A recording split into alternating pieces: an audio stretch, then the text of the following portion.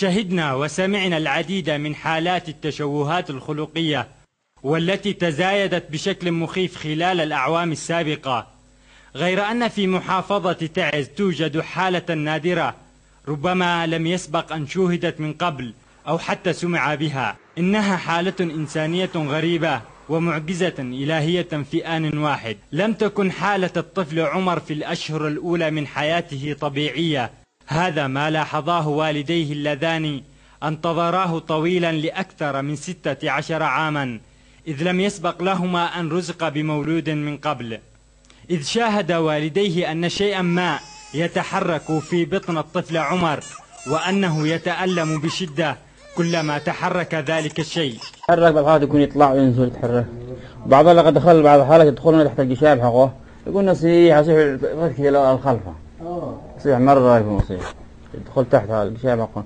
يدخل هنا عند مسموح يصلي عند كلا عند المعدة حقه عند جزء من الأمام حقه يتألم مرة. قالوا حاجة نادرة جدا في الإمام، مو يعني نادرة في العالم، ما هوش في اليمن المسلمين، إنه قالوا نادرا لأنه اللي داخله يعني قالوا تحصل بس تحصل لكن اللي داخله ميت، لكن هذه نادرا لأنه اللي داخله حي.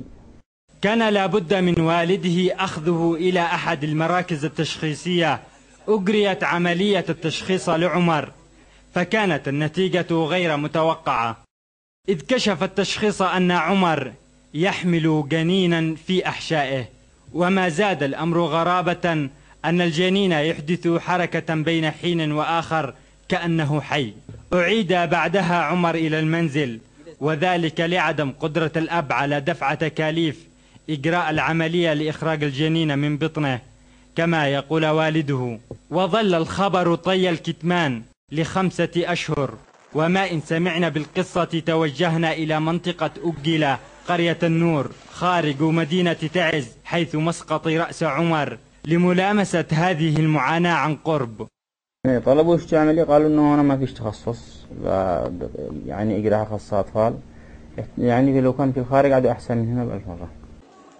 حاولنا بعدها أخذ المعلومات من بعض الأطباء لمعرفة شيء من تفاصيل حدوث مثل هذه الحالة، إلا أنهم أبدوا استغرابهم أيضا منها. هناك حالات نادرة أخرى قد تشابه هذه الحالة في الغرابة نسمع بها، لكن الأسباب التي تحدث انحرافا أو تغييرا في الجينات البشرية تظل غامضة ما لم يكشف الطب عنها لإنقاذ الأجيال اللاحقة من حالات التشوهات الخلقية المتزايدة. لبرنامج اليمن في أسبوع، صلاح السامعي، محافظة تعز.